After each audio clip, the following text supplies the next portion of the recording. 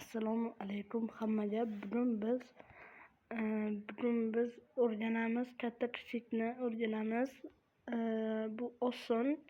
Ikkinchi masala Rabatan testi. Sonlar ustida amallarning eng muhimlaridan biri bu taqqoslashdir. Ushbu masalada sizga qo'yilgan talab ikkita butun sonni taqqoslash kerak bo'ladi. Kiruvchi ma'lumotlar aytyapti. Kirish oqimida ikkita butun son A bilan B berilgan bo'ladi. Agar ularning qiymati ana shudan kichik bo'ladi, demak bu taxminan son olaversagan bo'ladi, xohlagan son.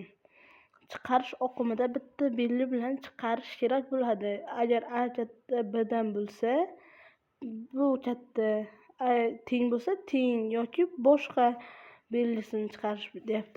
Mana kirityapti, 0 ni kirityapti, teng chiqaryapti. 34 43 chiqaryapti, 43 katta chiqaryapti. Minusdan 34 va minusdan 43 chiqaryapti. Minusdan 34 katta deb chiqaryapti. Endi biz buni qanday ishlaymiz? Mana A bilan B ni kiritib olamiz. A virgul B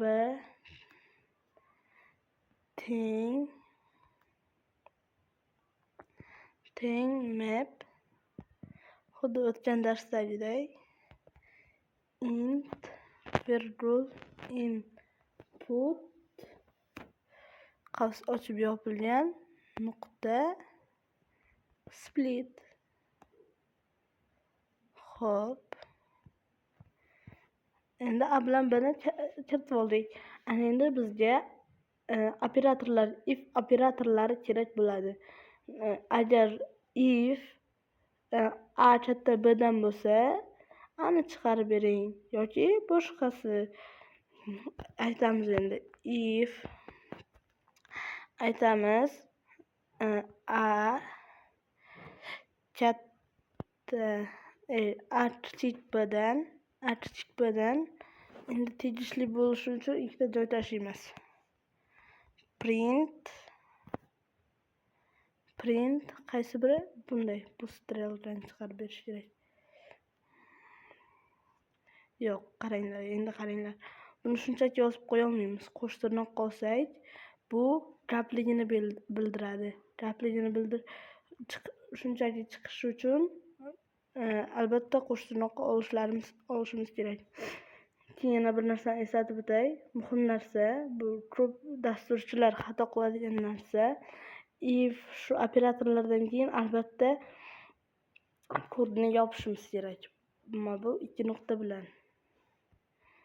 Endi keyingisi bunga tegishli emas, shuning uchun o'chiramiz. Endi else degan narsa bor. Keyin elif degan narsa bor. Else agar if bo'lmasa else bo'ladi. Bizga 3 ta narsa kerak bo'lgani uchun yana bitta operator elif kerak bo'ladi. Elif endi aytamiz. A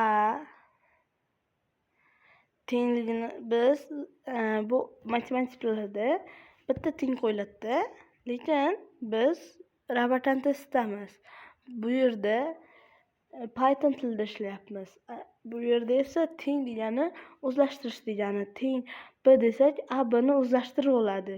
Shuning uchun ikkita tenglik qo'ysak, A teng B ga degan mazmunda keladi. Shuning uchun endi A teng B ga kodni yopamiz. Print. Endi aytamiz, teng belgisini chiqarsin deymiz. Teng belgisini chiqarsin. Xo'p. Qo'sh tirnoqni yopamiz, qavsni yopamiz.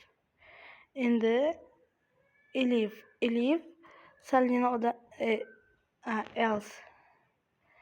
else odamni sal chalg'itadi. Bundan keyin umuman kod kelmaydi. Kod pastdan yoziladi. Buni eslab qolish kerak. Else umuman kod agar u ham bu ham bo'lmasa degan ma'noni bildiradi. Shuning uchun birdaniga print qilamiz. Qo'sh tirnoqni ochamiz. Bu yoq katta deb chiqarib beradi. Yapamiz. Endi yuboramiz.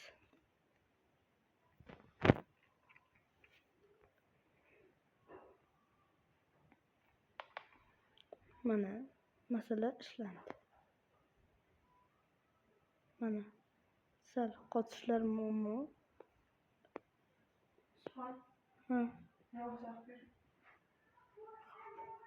Mana qabul qilindi. Ko'rishimiz mumkin. Bugungi darsimiz tamom.